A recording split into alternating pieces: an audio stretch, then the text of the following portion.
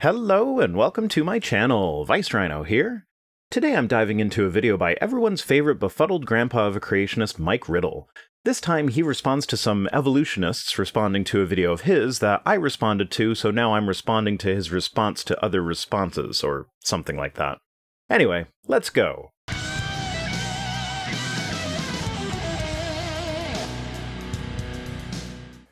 Now in this session, I would like to cover 7 of the objections used by evolutionists to my previous session on why the origin of life is a showstopper to evolution. And we'll start with objection number 1, and I call it probability. In a recent email I received from a gentleman, he objected to my use of probability, saying it was basically nonsense. I'm inclined to agree. It was nonsense. I mean, first off, we can't really calculate the probability of life beginning without supernatural intervention because we only have one example of life beginning. And actually, and I'm sure the mathematician section of my audience might cringe here with my basic understanding of probabilities, but if we only have one instance of an event, and that event happened, doesn't that make the probability of that event happening equal to 1, or 100% likely? My point is that the dataset is not large enough to make any meaningful calculations with, and since Mike here has a Master's of Science in Mathematics, I have to assume that he knows this very basic stuff. Now here was his response, and I quote, "I have to go and pick up my wife from work every day. There are 34 traffic lights between our home and her work. At each light, I was able to drive through it or stop. For the round trip today, the probability of the exact sequence of events on that drive, stop, or go was over 1 chance in 29 quadrillion, or 29 followed by 18 zeros. A mathematical impossibility. Does that mean the trip home didn't happen? After all the chances of those traffic lights working the way they did was mathematically impossible. But wait, I did make it home. How is that possible? It's possible because we live in a world where mathematical impossibility happens all the time. Walking out to the mailbox, the birth of a child, and a trip out of town. Mathematical probability is just silly." Well, what was my response to him? Well, first of all, his response falls short of the problem. He oversimplified the problem. You're accusing somebody else of oversimplifying something? That's rich. Let's see where you take this. The origin of life by natural processes is far more complex problem than he has made it. Let me give you just 5 reasons why. Reason number 1, 29 followed by 18 zeros is not considered mathematically impossible. The law of large numbers tells us that 1 followed by 50 zeros approaches mathematical impossibility. So his number was far too small. Really? Okay, when I saw you had a Master's of Science in Math, I didn't really question it. That does sound like the kind of qualification that a creationist might have. But now I'm starting to wonder what institution you got your MS from, because the law of large numbers simply points out that in probability, the average results of large numbers of trials should be close to the expected value.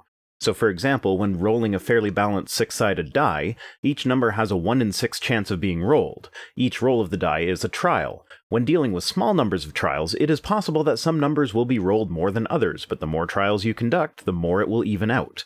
For instance, I just rolled a die 6 times. Since each number is equally likely to appear, each number should show up once, right?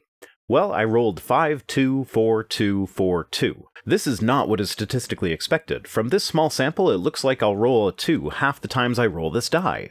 But if I increase the sample size, let's roll it 60 times. With 6 numbers, there should be around 10 rolls for each number.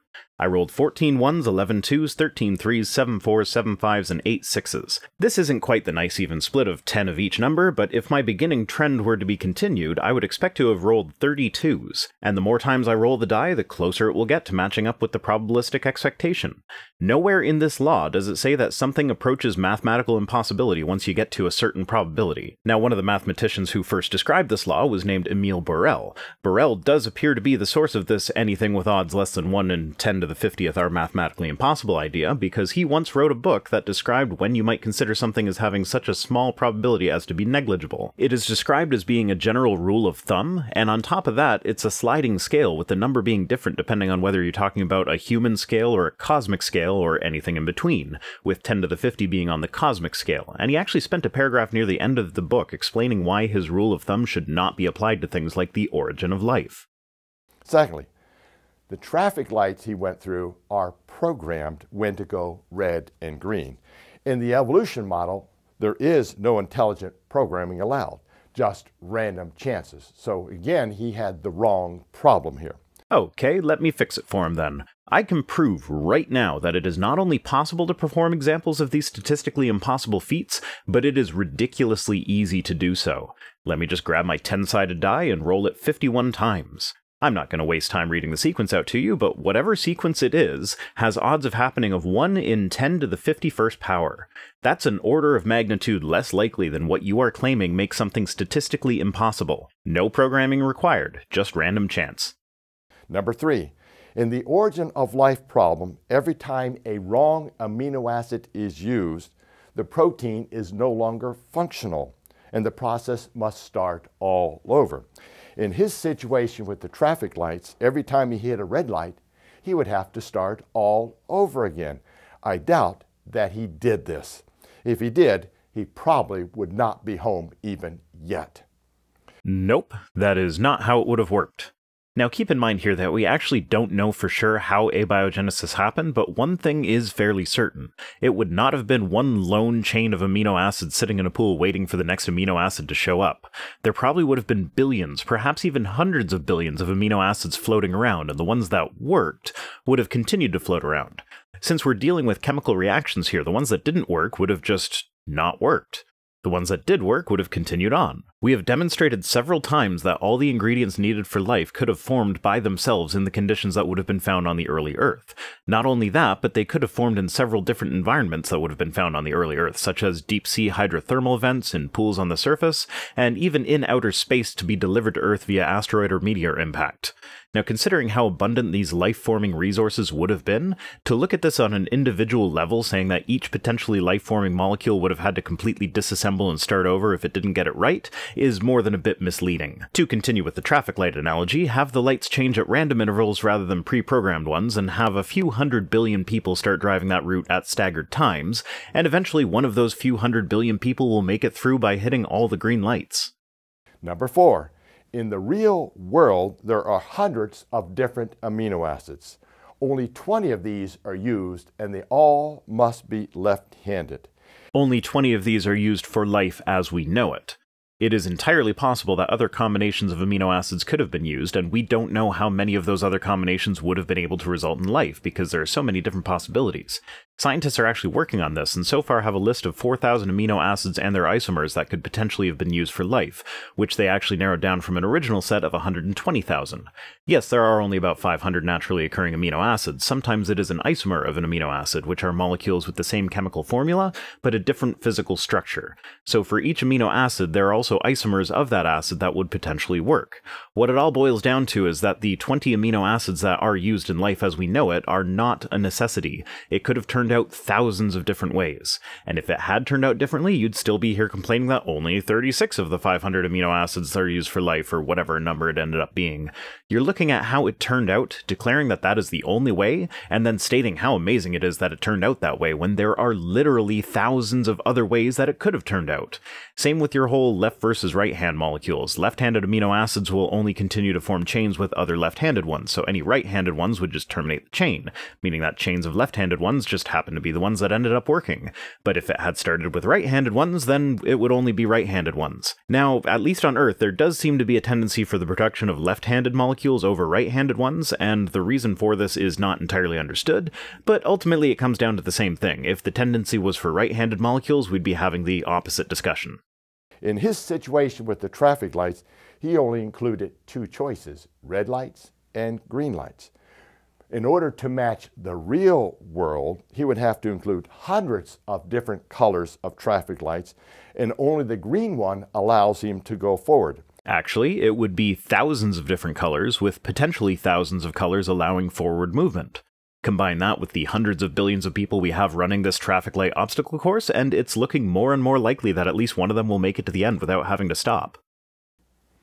Now let's go to objection 2 used by evolutionists about the origin of life. And their statement is, the origin of life has nothing to do with evolution. It's not that it has nothing to do with evolution, it's that we know life is here, and we know that life evolves. It is evident that life began at some point. How life began is ultimately irrelevant to the theory of evolution. You can say that God put those molecules together by hand, and that's explained in the metaphor of Adam being formed from the dust of the ground, if you like. But ultimately, we know with reasonable certainty that life on Earth had a beginning. We are investigating the beginning and trying to figure out how it happened. To say that knowing how life originated is essential to the theory of evolution is like saying that a blacksmith has to understand how to mine for ore before he could possibly be able to work with the refined metal. Yes, the mining for ore is rather important to the overall smithing process, but you don't need to understand how it works in order to study blacksmithing. Well, if this is true, that the origin of life has nothing to do with evolution, then we have to change all our biology textbooks, including the one he authored. Because in every one of these biology textbooks, there's sections on the origin of life. Hey, do you know what other section I found in a biology textbook? The musculoskeletal system. Since there are organisms that don't have a musculoskeletal system, it can be inferred that evolution can happen without such a system, which means that the musculoskeletal system itself has nothing to do with evolution. Yet there's a section on it in biology textbooks. This is why I didn't like how you phrased it. It's not that it has nothing to do with it, it's that the details of how it happened are irrelevant with respect to the theory of evolution. The fact that textbooks have sections explaining current ideas about the origin of life does not therefore mean we have to fully understand the origin of life before evolution can be true. See, that statement by evolutionists is just another statement to avoid answering the question, how did life originate by naturalistic processes? And that statement made by you is just a god of the gaps. We don't quite have a full answer on abiogenesis yet, therefore it couldn't possibly have happened, therefore God did it. Now let's go to objection number 3 by evolutionists to the origin of life. And their statement is this: scientists will figure out how life originated in the future. Folks, this is nothing more than just a hopeful statement or an attempt to fill in the gaps. Well, no, it's not so much an objection as it's pointing out that your questioning of the origin of life is simply a god of the gaps. Go back to when we didn't understand lightning. You could have been making these same arguments in favor of Thor being the source of lightning. Understanding how lightning works is essential to the study of meteorology. We don't fully understand where it comes from, and anyone saying we'll figure it out in the future is just making a hopeful statement in an attempt to fill in the gaps. You're attempting to flip the logical fallacy around, but really nobody accepts evolution on the grounds that they think science will probably figure out abiogenesis at an undetermined date in the future. This is just a response to creationists claiming that our lack of understanding on the origin of life is somehow damning to the well-understood theory of evolution. It is no different than stating in the future everyone will believe in a creator God. If we can't teach that in the schools, then how in the world can we teach the origin of life? Because it is nothing more than a faith belief system. There are plenty of differences between those two statements. For one, abiogenesis is not being taught as a dogmatic you must believe this or you'll be tortured for eternity kind of way.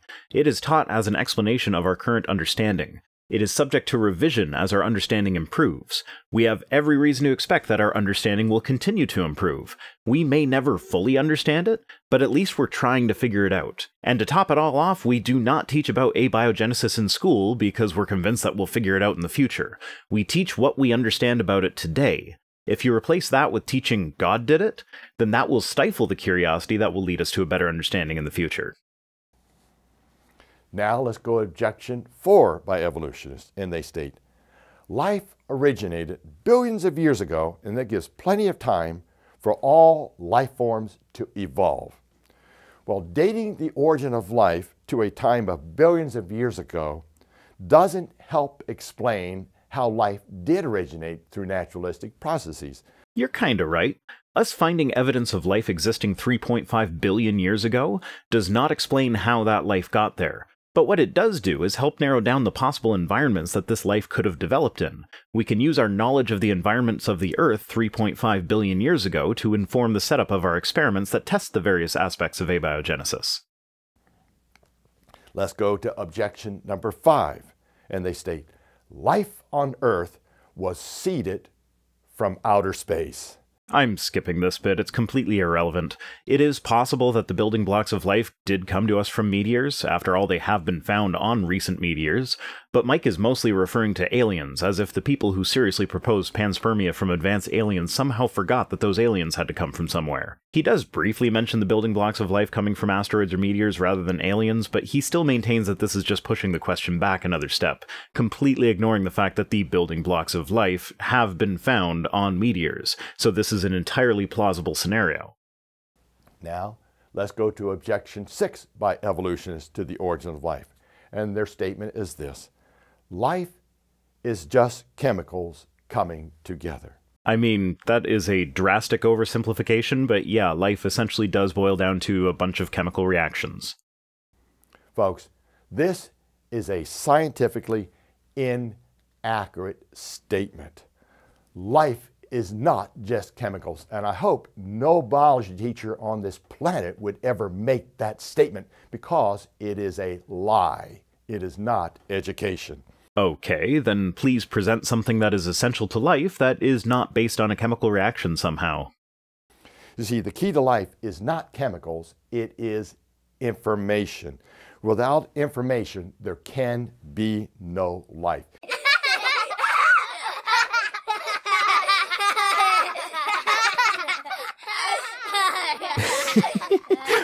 Are you talking about the information that is stored in the genetic code that is made up of 3 basic chemical components? Phosphates, deoxyribose sugars, and the nitrogenous bases? And this information that is completely meaningless and would do absolutely nothing were it not for the chemical reactions that take place during transcription and translation? That information? Are you really dense enough to claim that genetic information is somehow not based on chemicals? You know, the chemical deoxyribonucleic acid that stores all our genetic information? Even Richard Dawkins, one of the leaders in the evolutionist movement, knows this. And he makes this statement: there is enough information capacity in a single cell to store the Encyclopedia Britannica, all 30 volumes of it, 3 or 4 times over. Yes, information that means nothing without the chemical reactions required to read it. Then he goes on to make this statement: the difference between life and non-life is a matter not of substance, but information. I am actually in the process of reading that book right now, but I haven't quite gotten there yet. But allow me to turn ahead and take a look. Okay, so it looks like what Dawkins was talking about in that chapter was the old idea that life is based on some form of mysterious vital essence. Let's read what he wrote. Life, it seemed, was made of a special living substance, a witch's brew called protoplasm, and continuing on, right up until the middle of the 20th century, life was thought to be qualitatively beyond physics and chemistry. No longer. The difference between life and non-life is a matter not of substance, but of information. So unsurprisingly, when we read this in context, Dawkins is actually saying rather the opposite of what you're claiming here. When Dawkins is talking about information, he's talking about the chemical encoding of information as DNA, as opposed to a mysterious protoplasmic substance that science would never be able to understand. Is life beyond physics and chemistry? He makes it quite clear. It was once thought to be, but no longer. We can quibble with whether or not he should have used the word information here, but he is without a doubt stating that life is, in fact, a matter of physics and chemistry. Also, I like how you presented that as if those sentences were right next to each other when they were actually separated by 23 years. Now let's go to the final objection by evolutionists, and they call it the RNA first world. It's actually the RNA world hypothesis, but that's a fairly minor quibble. This isn't an objection to creationism or an answer to questions that creationists pose. It is simply one of the hypotheses about how the first self-replicating molecules could have developed. There's also the Foldamer hypothesis, where proteins would have been the first molecules that life was based on. Some evolutionists have theorized that RNA was the first molecule. No, stop. You apparently don't know what a molecule is. Nobody says that RNA was the first molecule. The first molecule was most likely helium hydride, when the universe was young and mostly made of helium and hydrogen. As far as firsts are concerned, in the RNA world hypothesis, it is that RNA would have been the starting point for the storing of genetic information. This is because RNA is essential to protein synthesis with DNA, but RNA by itself is capable of both storing information and acting as a catalyst for protein synthesis. So for DNA to have come first, RNA would have had to already be available for the DNA to utilize, but in an RNA world, all you need is RNA to get started.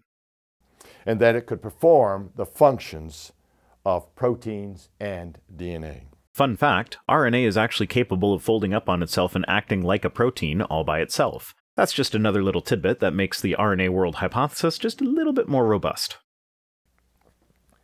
But what they failed to mention to their students, and what has failed to be brought out in the textbooks, is that there are many scientific problems to an RNA first world. First, RNA is a very complex molecule. Yeah, it is, and nobody is suggesting that RNA by itself just popped out of nowhere. It obviously would have had to have been constructed from resources available on the early Earth. Zach, next, the components of RNA, the nucleotides, are very complex and have not been produced in any so-called primordial soup or anywhere in a laboratory. That makes this whole statement a faith statement. That is a bit of an issue, but not as much as you're making it out to be. Though I will forgive you for this one, your video was published in 2015, and it wasn't until 2016 that researchers at the Georgia Institute of Technology published the results of their experiment which identified nitrogen-containing heterocycles that spontaneously react with ribose 5-phosphate in water to form nucleotides. Although upon further research, I have found that a different experiment published in 2009 was able to synthesize ribonucleotides in prebiotically plausible conditions, so my forgiveness is hereby formally withdrawn. That was short-lived. Next, spark chamber experiments, like the famous Miller experiment, do not produce the necessary components of RNA. The Miller-Urey experiment wasn't trying to. They were trying to produce amino acids, and they did. That complaint is like getting mad at the cattle breeder because the butcher didn't cut your meat properly. Yes, the cow had to start out at the breeding farm, but the farmer had nothing to do with the cutting of your meat and likely wouldn't know how to properly butcher a cow if you asked them. Miller and Urey were trying to produce amino acids, not nucleotides. Amino acids make up proteins. Proteins are coded by DNA and RNA. DNA and RNA are made up of nucleotide bases. In order for protein synthesis to work, amino acids have to be available when transcription and translation occur. So to complain that an experiment that was meant to determine if amino acids would have been available on the prebiotic Earth didn't result in nucleotides is nonsensical. And RNA, folks, is less stable than DNA and proteins. Yep, that is one of the legitimate problems with the RNA world hypothesis. We haven't quite figured out a way around that one yet. So I guess insert God into this gap? It breaks apart rather quickly. See, the simpler components of RNA, like the ribose, are very unstable in abiotic environments, meaning no living chemicals. The half-life of ribose is about 44 years, far too short for any evolution to take place. Why don't they talk about these situations? That's actually only applicable at a pH of 7 and at a temperature of 0 Celsius. It gets even shorter when the temperature goes up. At 100 Celsius, it's only 73 minutes. This is certainly detrimental to the RNA world hypothesis, and is one of the reasons it's still just a hypothesis. Let me now read from the conclusion of the paper that provided this half-life. The above results show that the stability considerations preclude the use of ribose and other sugars as prebiotic reagents except under very special conditions. It follows that ribose and other sugars were not components of the first genetic material, and other possibilities such as the peptide nucleic acids and other non-sugar-based backbones should be examined. This by no means wipes out the RNA world hypothesis, and further research has provided potential solutions to this problem, but it is not just some ignored problem that is swept under a rug in an attempt to keep it secret. It's something that is being actively researched. This is simply another point at which the current answer is we don't know, and you're trying to shove God into this tiny hole in our knowledge instead of accepting that we are actively trying to find the correct answer. That's it for today. The rest of his video is just a few more quote mines and him explaining what he thinks the reasons are that evolutionists continue to believe in evolution. And in a surprise to no one, it all boils down to a belief in evolution in order to reject the existence of God. Which is simply not the case. Just go ask the people over at BioLogos, whose mission statement is, BioLogos invites the church and the world to see the harmony between science and biblical faith as we present an evolutionary understanding of God's creation. The existence of an organization such as BioLogos completely debunks his idea that an acceptance of evolution is automatically a rejection of God. Today's comment of the day comes to us from Gary Avey. I'm ignoring the first bit because it's just the boring old argument that the Bible says there's evidence for God, therefore there's evidence for God even though I can't show you any outside of the Bible. So the last bit is as follows, and forgive me if I inflect this somewhat incorrectly. He didn't use any punctuation, so I'm not entirely sure how he was meaning this to come across, but this is how I read it. Farmers do not use evolution for grain produce yields. That is not evolution. The wheat seed is still a wheat seed. I'm going to stray from his example of wheat because it's not as obvious as it is with other plants, so I'll go with wild mustard. The wild mustard plant is the ancestor of several different vegetable crops, including broccoli, cabbage, turnips, kale, cauliflower, and kohlrabi. This variety was created by human farmers selecting for different traits. Now I ask you, Gary, is a broccoli seed still a mustard seed?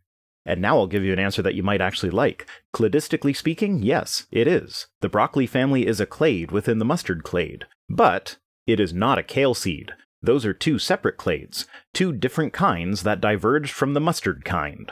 So remember to follow me on Twitter and Facebook and support me on Patreon. See you next time. Extra super special thanks this week goes out to Shalom Jacobovitz, whose very generous PayPal donation will keep the beer fridge well stocked for quite a while.